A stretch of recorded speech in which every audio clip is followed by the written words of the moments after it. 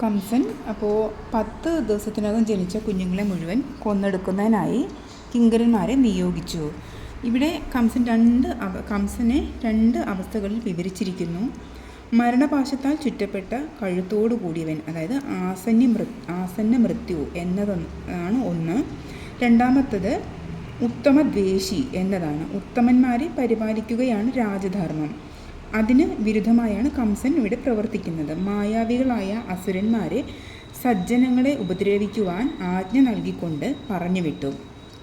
അഷ്ടൈശ്വര്യങ്ങൾ നേടി ജീവിക്കുന്നവരായ സജ്ജനങ്ങളെ ആ അസുരന്മാർ ആവോളം ഉപദ്രവിച്ചു. അത് സഹിക്കാനാവാതെ സജ്ജനങ്ങൾ പല ദിക്കുകളിലേക്കും പോയി. അസുരന്മാർ സമർത്ഥന്മാരാണെങ്കിലും നാശകാലം അടുത്തിരിക്കുന്നത് കൊണ്ട് അവരിലെ വിപരീത ബുദ്ധിയെ പ്രവർത്തിക്കുകയുള്ളൂ. രജോ ഗുണം അതിക്രമിച്ചതുകൊണ്ട് അവരുടെ ബുദ്ധിക്ക് ശാന്ത്യാദി ഗുണങ്ങൾ ഇല്ല. തമോ ഗുണം വർദ്ധിച്ചിരിക്കുകയാൽ കാര്യാലോചനയ്ക്ക് കഴിവുമില്ല.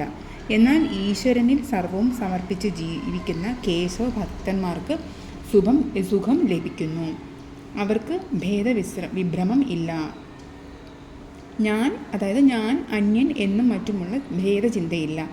അതിനാൽ എല്ലാവർക്കും നല്ലത് വരാനായി അവർ പ്രാർത്ഥിക്കുന്നു. അതിനുവേണ്ടി പ്രവർത്തിക്കുന്നതിൽ സന്തോഷിക്കുന്നു. ശുഗമഹർഷിയാണല്ലോ നമ്മുടെ ഈ ഭാഗവത കഥ ആഖ്യാനം ചെയ്തുകൊണ്ടിരിക്കുന്നത്.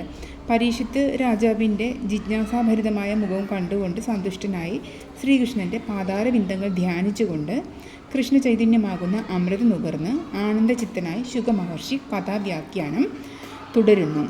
വസുദേവൻ കൊണ്ടുചെന്ന് കിടത്തിയ ആ പുത്രനെ കണ്ട് നന്ദൻ അത്യധികം സന്തോഷിച്ചു. ബ്രാഹ്മണ ശ്രേഷ്ഠരെ ക്ഷണിച്ചു വരുത്തിയിട്ട് നന്ദൻ അവർക്ക് ദാനങ്ങൾ നൽകി. പുത്രനെ കുളിപ്പിക്കുകയും ആ ബ്രാഹ്മണരെ കൊണ്ട് ആചാരമനുസരിച്ച് ജാതകർമ്മങ്ങൾ അനുഷ്ഠിക്കുകയും ചെയ്തു. ദേവന്മാരെയും പിതൃക്കളെയും പ്രസാദിപ്പിക്കുന്ന പൂജാദികൾ ചെയ്തു.